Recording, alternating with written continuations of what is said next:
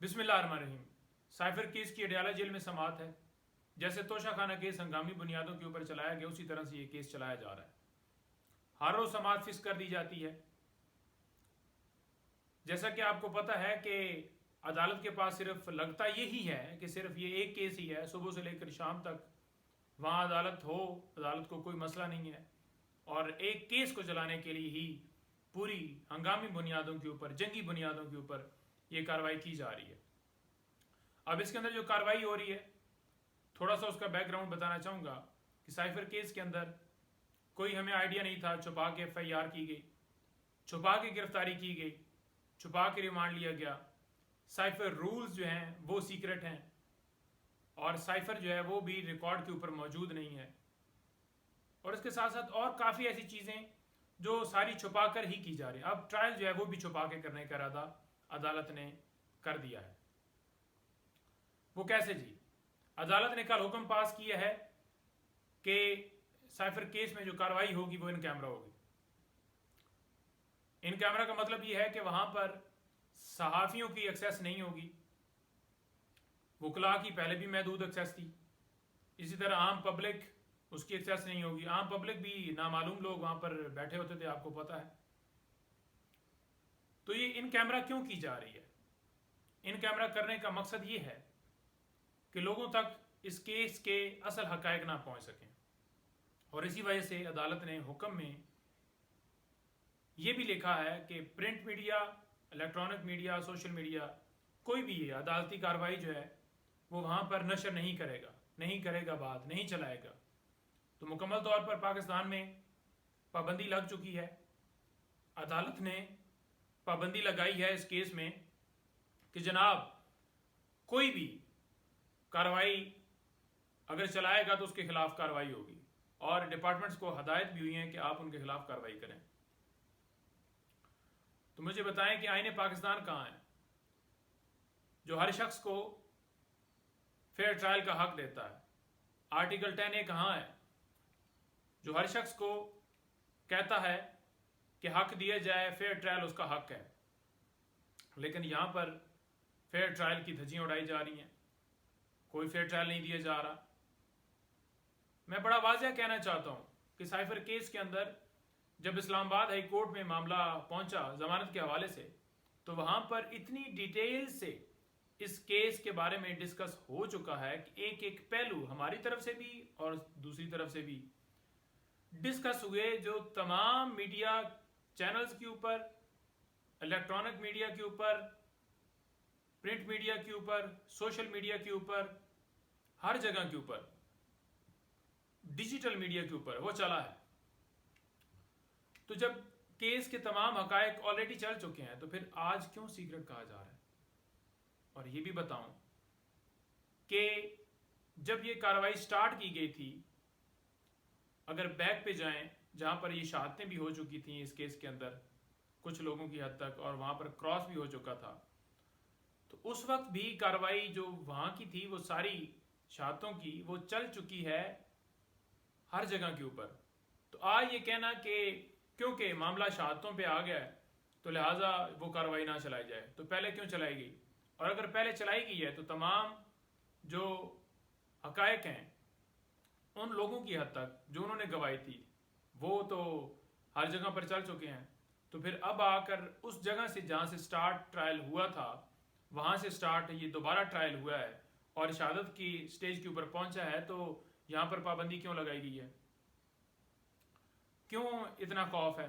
तो लोगों को पता चलना चाहिए ना कि कैसे साजिश हुई और कैसे इमरान खान साहब की हुकूमत को हटाया गया। ये बेसिकली मुल्क के खिलाफ साजिश थी ना, कि बाहर से डोनाल्ड लू साहब जनाब धमकी भेजते हैं कि इमरान खान साहब को वज़ीर आज़म की के ओहदे से हटा दिया जाए, और फ़ौरन यहाँ पर जो लोग सहूलतकार बैठे हुए थे, PDM टोला, उन्होंने देरी नहीं लगाई और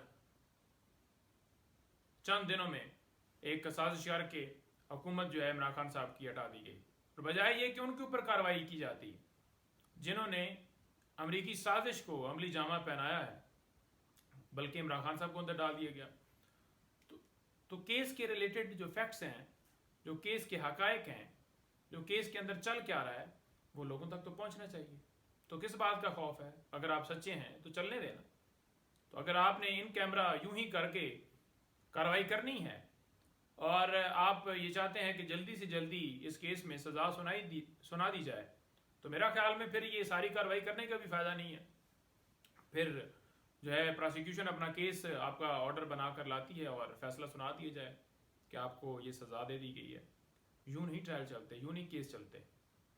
हम इसकी पुरजोर मजम्मत करते हैं और मुतालबा करते हैं आला अदलिया से कि जो फेयर ट्रायल हैं उसके तमाम तकाजे पूरे किए जाएं और इमरान खान साहब को इंसाफ दिया जाए। अगर इस केस में थोड़ा सा भी इंसाफ किया जाए तो ये केस जो है उन पे बनता है जिन्होंने दर्ज किया है, इमरान खान साहब पे नहीं बनता। दूसरा, इमरान खान साहब की डिस्क्वालिफिकेशन के हवाले से लाहौर में आज केस की जो है वो समाअत है और उसके साथ साथ जो ये समाअत है इलेक्शन कमीशन ने जो इमरान खान साहब को डिस्क्वालीफाई किया था, और दूसरी जो समाअत है वो ये है कि जो इंट्रा पार्टी इलेक्शन पीटीआई ने पहले 2022 में करवाए और फिर अभी दोबारा करवाया इलेक्शन कमीशन के हुक्म के ऊपर। तो जो इलेक्शन कमीशन ने हुक्म दिया था, फैसला दिया था कि आप 20 दिन के अंदर अंदर इंटर पार्टी इलेक्शन करवाएं, तो उस ऑर्डर को लाहौर हाई कोर्ट में चैलेंज किया गया है। तो उसकी भी आज समाअत है।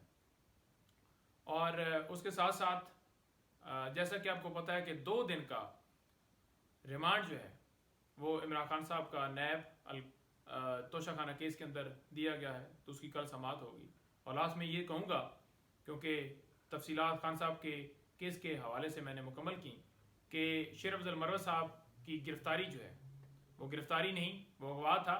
जैसे वो वहाँ पर उन्होंने वो लाहौर हाई कोर्ट में गए और वहाँ से निकले थे और फ़ौरन वहाँ पर पुलिस की वर्दियों में या जो भी नामालूम लोग थे, उन्होंने जिस तरह से बगैर वारंट दिखाए, बगैर कोई FIR दिखाए, क्योंकि उनकी ज़मानत तमाम केसेस में ऑलरेडी हो चुकी थी, तो सीनियर वकील को यूं इस तरह से जिस तरह से वो पकड़ कर ले गए कॉलर से, और जिस तरह से उनको 3 MPU के तहत नज़रबंद किया गया है, हम पुरजोर मजम्मत करते हैं और आला अदलिया से यही गुजारिश करते हैं कि आप अपनी आईनी जिम्मेदारियां निभाएं। आप सिर्फ लफ्ज़ों की हद तक ये ना कहें कि हम आईनी जिम्मेदारियां निभा रहे हैं। जो लोगों के हकूक सलब हो रहे हैं, हमारे वकला के ऊपर जो अभी सिलसिला शुरू किया और पूरे पाकिस्तान में जो इससे पहले किया गया है, इमरान खान साहब के केसेस देख लें, बाकी हमारी ख़वातीन जिनके साथ जो सलूक किया जा रहा है, MPUs के तहत जो बंद हैं, तो उसका नोटिस लें और इंसाफ फराम करें। और पाकिस्तान बार कौंसिल, तमाम बार कौंसिल से ये मैं मुतालबा करता हूँ, गुजारिश करता हूँ कि बराए मेहरबानी अब अगर सिर्फ करारदादों के ऊपर आप रहे तो ये हर एक के गले में यूं ही तौक आएगा और हर एक को यूं ही कॉलर से पकड़ा जाएगा। तो इसके ऊपर नोटिस लें और एक जारहाना, एक लायामल जो है वो अपनाएं और अपने कुलीग भाई को जो है छुड़वाने में पूरा रोल अदा करें और फिर फौर उनकी रिहाई जो है उसको यकीनी बनाएं।